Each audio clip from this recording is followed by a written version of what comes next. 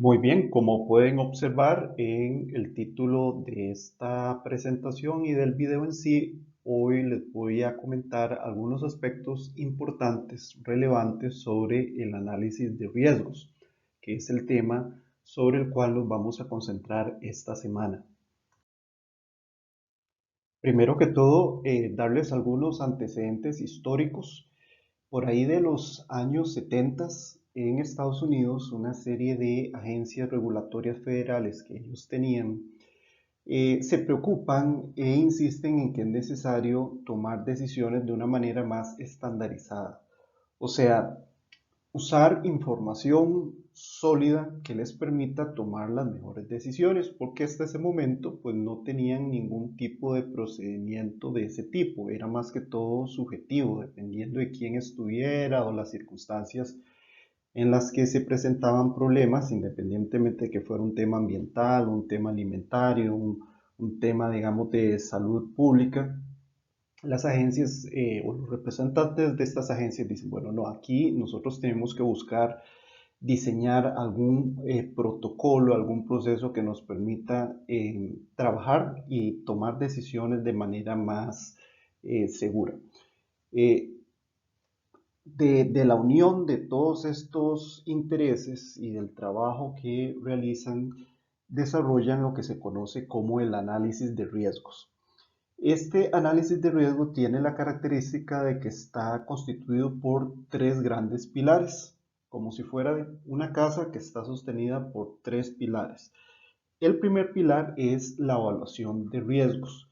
La evaluación de riesgos está basada en la ciencia. ¿Qué quiere decir eso? Bueno, resulta que se comienzan a aplicar el método científico, pruebas de laboratorio, em, análisis estadísticos para poder definir, bueno, si hay o no un agente biológico, químico o físico que pueda estar generando o va a generar algún peligro para la salud de las personas, en este caso de los consumidores de alimentos. El otro gran pilar es la gestión de riesgos y está basada en la parte, digamos, política o reglamentaria sobre cómo debe una región, un país, un continente o un planeta completo, pues enfrentar los diferentes tipos de peligros que existen, de nuevo, en este caso, en el tema alimentario. El tercer pilar es un pilar integrador, como pueden observar, está circunscrito sobre los otros dos pilares porque la idea de que la comunicación de los riesgos se dé, digamos, de una manera articulada, integral, en todas las etapas, tanto en la evaluación como en la gestión de los riesgos. Y la comunicación, como vamos a ver, tiene que ser hacia todas las personas en los diferentes roles o funciones que desempeñen dentro de la cadena de producción alimentaria, incluido el consumidor. Resulta que todas estas decisiones que tienen que estar basadas en datos sólidos resultaban ser indispensables porque muchas personas, miles, cientos de personas, sobre todo con el tema alimentario, pueden estar expuestas o podemos estar expuestos a cantidades relativamente pequeñas o grandes, si ya es un descuido mayor, de sustancias químicas, biológicas y físicas. Ya en anteriores semanas hemos hablado un poquito más en detalle de estos agentes peligrosos y obviamente pues era necesario desde mucho antes de la época de los 70 pues contar con estos procedimientos, pero afortunadamente pues llegaron y se han ido mejorando con el pasar del tiempo. Es importante aquí hacer una diferenciación entre estos dos términos, entre peligro y riesgo, porque dependiendo de el campo de conocimiento, las personas pueden pensar que son sinónimos y en realidad no, hay una gran diferencia. El peligro podemos decir que es lo tangible, lo que realmente va a generar el daño adverso a la salud, lo que nos va a causar una enfermedad. que es el agente biológico, químico, físico. Es esa concentración, no sé, de un desinfectante que no debería estar en un alimento o un porcentaje de materia, digamos, física, de restos de metales que no tendrían por qué estar, no sé, en galletas, por dar también un ejemplo, o en aquel microorganismo, virus o sustancia, organismo biológico más que sustancia, que esté presente en un alimento donde no debe estar. Entonces, el peligro, pensémoslo en el campo este de la inocuidad alimentaria, como eso tangible, eso físico que voy a poder encontrar o que voy a poder detectar.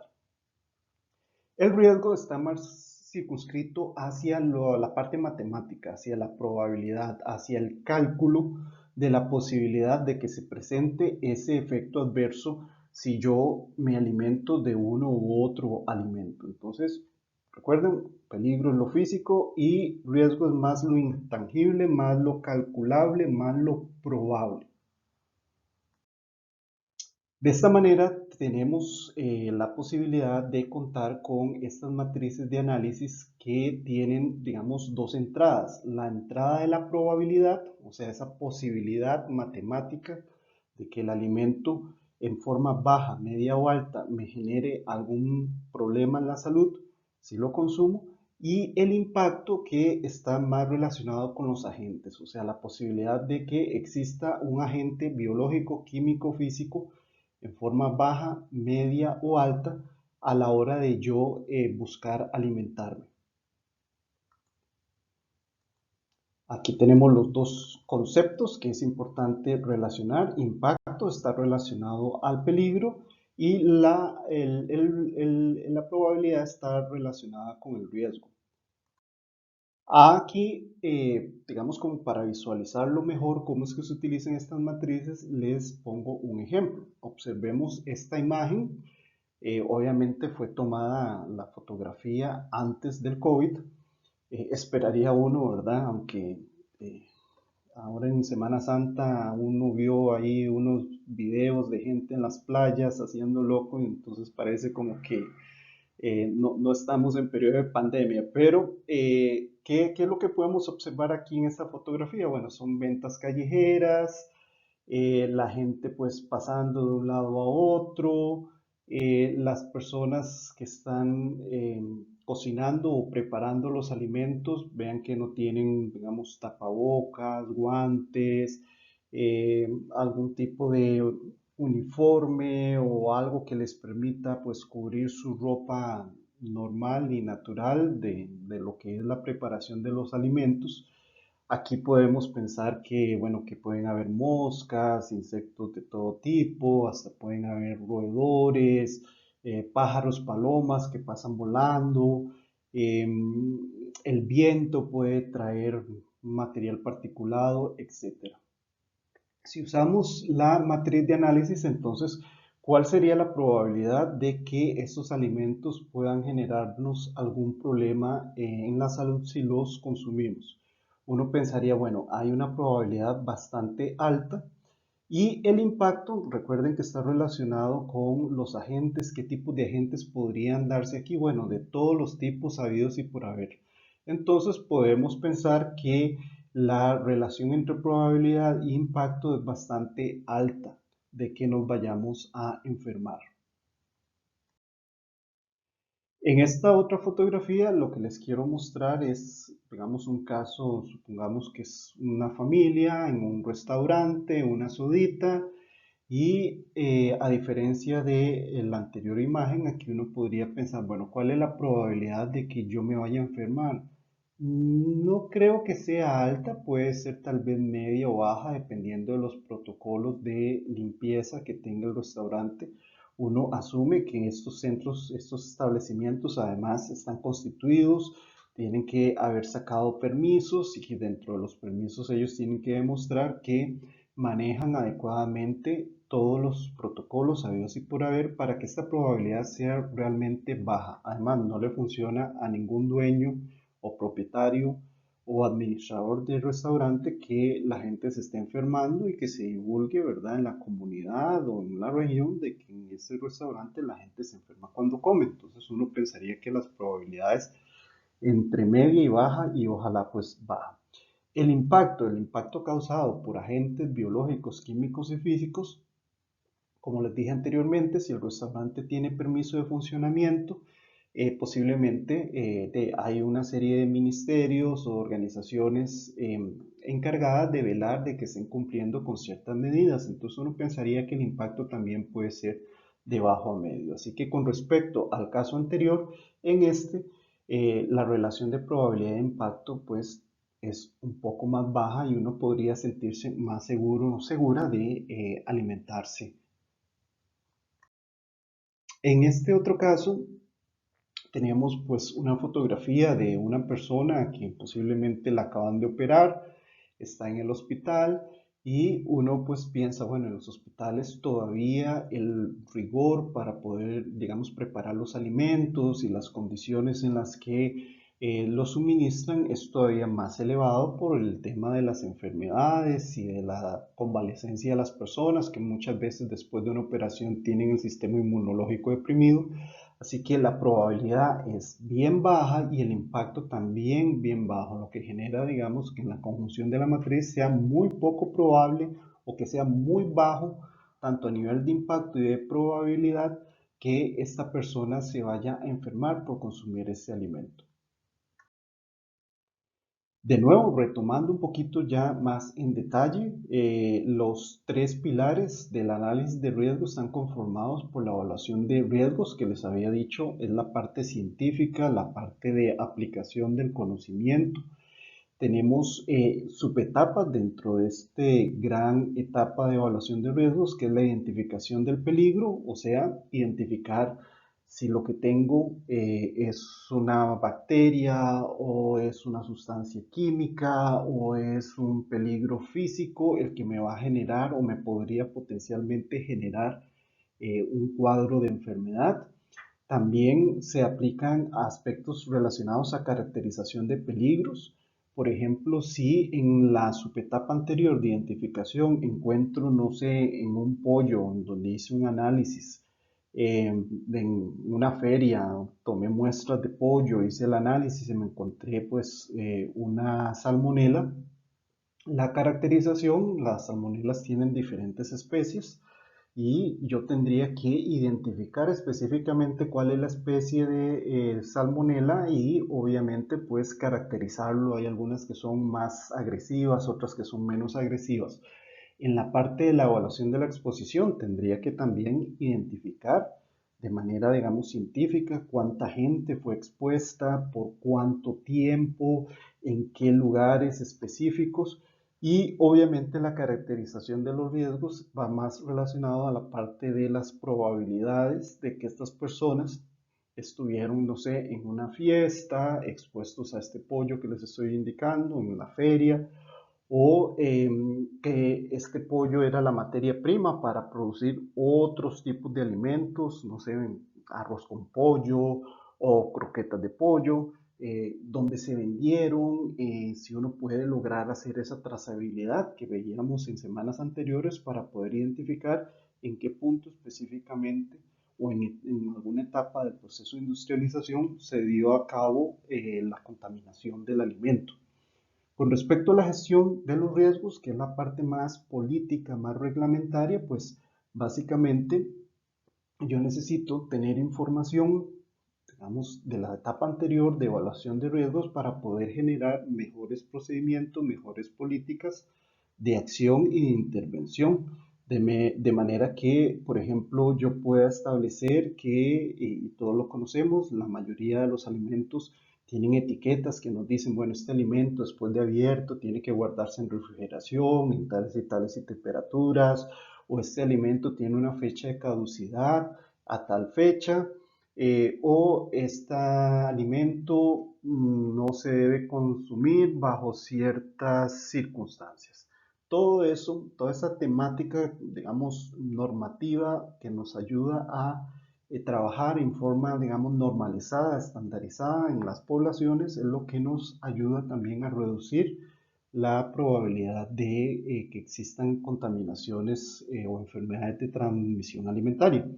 Finalmente, la comunicación, que como veíamos en el diagrama de unas 3 o 4 diapositivas anterior, pues es algo que es transversal, que está cruzando en forma constante y dinámica los aspectos relacionados a evaluación y gestión de riesgos, porque si yo puedo identificar un peligro, también tengo que estar comunicando, ¿verdad?, a las partes interesadas, que son las que desarrollan estos reglamentos o estas leyes. Vean, tal peligro está muy presente en ciertas zonas, hay que generar protocolos, procedimientos desde la gestión de riesgos para que pueda disminuir las probabilidades. Y obviamente, pues, las partes interesadas son básicamente todos los que estamos dentro de la cadena de producción alimentaria, desde los productores hasta el Estado, la academia, los consumidores y así sucesivamente. Eh, Esta parte de comunicación de riesgos, como les decía, tiene una serie de actores que están involucrados y que estamos, digamos, al tanto. Ustedes como estudiantes de una carrera universitaria, al recibir esta información y formación en estos temas, pues también son agentes de cambios, tanto en sus casas como en los lugares donde estén desarrollándose y trabajando, porque ya conocen pues que existe toda una dinámica y un procedimiento para poder reducir las enfermedades de transmisión alimentaria en los diferentes eslabones de la cadena. Acá les quiero compartir un ejemplo que fue muy famoso, que siempre he citado en estos casos cuando uno pues ve el tema de análisis de riesgos.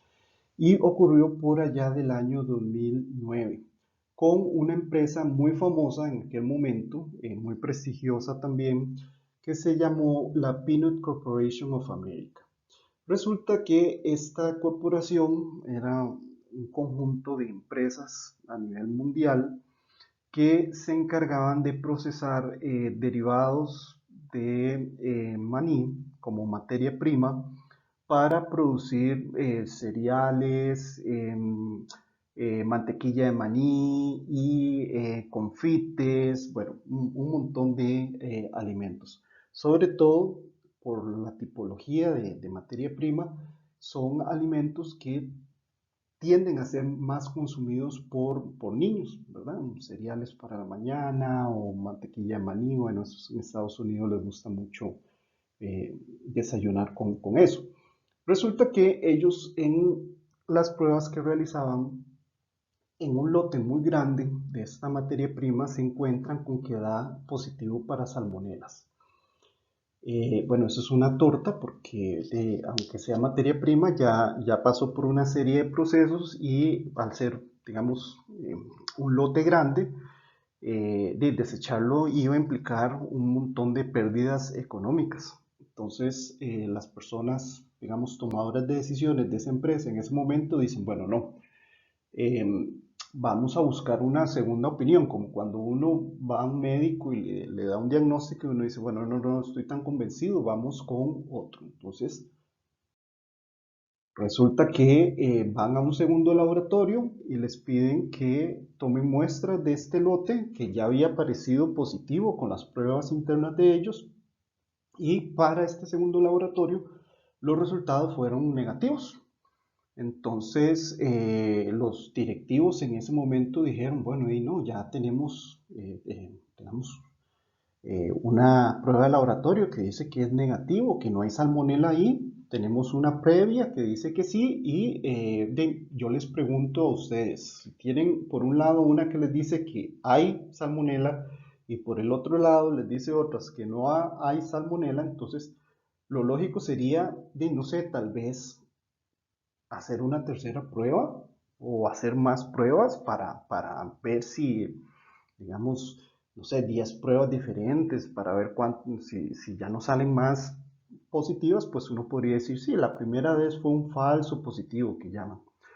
Bueno, resulta que esta gente dijo, no, ya con esta segunda nos quedamos, uff, qué salvada, podemos despachar ese lote a las diferentes otras empresas que producen estos alimentos y todo el mundo contento. Bueno, ¿qué fue lo que pasó? Resulta que cerca de 700 personas contrajeron inicialmente salmonelosis. Se informó en aquel momento de 19 focos de infección en donde muchas de estas 700 personas estaban, digamos, presentando problemas ocasionadas por una concentración elevada de salmonela en sus organismos.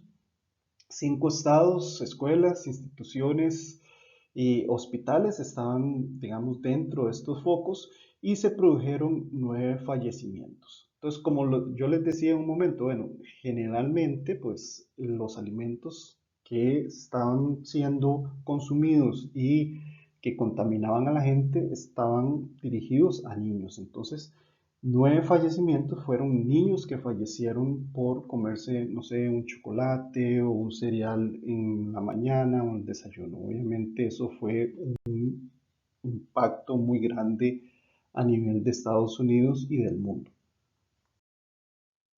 Resulta que ese lote de materia prima fue procesado en diferentes tipos de alimentos. Al total se tuvieron que sacar o devolver, digamos, a las fábricas y sacar de la parte comercial 3.490 tipos de productos diferentes que podían haber estado contaminados porque tenían digamos, componentes de esa materia prima que tenía salmonela. Las demandas para esta empresa alcanzaron los 311 millones de dólares y, por ejemplo, la Kellogg Corporation, que es la que compraba para los benditos cereales de desayuno, solo esta empresa demandó por 60 millones de dólares. No hace falta decirles que pues la Peanut Corporation of America tuvo que cerrar, no resistió, ¿verdad?, la mala imagen, las demandas y se disolvió. Entonces eso también generó la pérdida de miles de empleos que tenía la empresa. Millones de envases de mantequilla, maní, galletas, bizcochos fueron requisados y tuvieron que ser destruidos. Varias empresas se declararon en quiebra porque no solamente la Peanut Corporation of America quebró, sino que pues ustedes saben que existe este concepto de encadenamientos. Una empresa, aunque es una corporación muy grande, no puede suplirse de todos los requerimientos. Entonces imagínense, por ejemplo, para las oficinas, ellos necesitaban computadoras y equipo tecnológico y servicio de mantenimiento de software. Bueno, al quebrar la empresa, ya estas otras que suplían esa parte también se fueron a la quiebra. Eh, eh, Servicios de transporte, productores intermedios o intermediarios y bueno, cuánto tipo de actividad económica ustedes imaginen y que estaban vinculados muy directamente con la empresa esta, se fue también a la quiebra. Y en aquel momento el presidente de los Estados Unidos era Barack Obama, entonces él pues lo que declaró consternado es que bueno, que no se podía seguir permitiendo que los niños americanos se enfermaran y murieran por alimentos contaminados. Entonces él dijo, no, tenemos que ir con una ley más exigente, ¿verdad? Esta es la parte más de la gestión, ¿verdad? De los riesgos, donde vemos que el tema legal, el tema normativo, se tiene que fortalecer. Esa columna, pues el presidente Obama en aquel momento dijo, tiene que ser fortalecida. Y llegamos al final a esta diapositiva que hace un resumen de los pilares que conforman el análisis de riesgos. Entonces, yo quiero preguntarles a ustedes en este momento y les voy a dejar un espacio debajo del link al video en el aula virtual para que ustedes respondan la siguiente pregunta. ¿Qué falló? ¿Falló la evaluación de riesgos en este ejemplo que les acabo de dar? ¿Falló la gestión de riesgos? ¿Falló la comunicación de riesgos? ¿Qué ¿qué es lo que ustedes consideran como profesionales con el conocimiento que tienen hasta este momento que pudo haber fallado? Y en cierta medida, ¿qué podrían haber ustedes sugerido para que esta situación no se diese de esa manera? Pueden buscar información en internet al respecto de este caso que les estoy mencionando, si consideran que necesitan más datos para poder emitir una respuesta más fundamentada, pero definitivamente me interesa mucho leerlas y leerlos al respecto de cómo ustedes abordarían esta situación.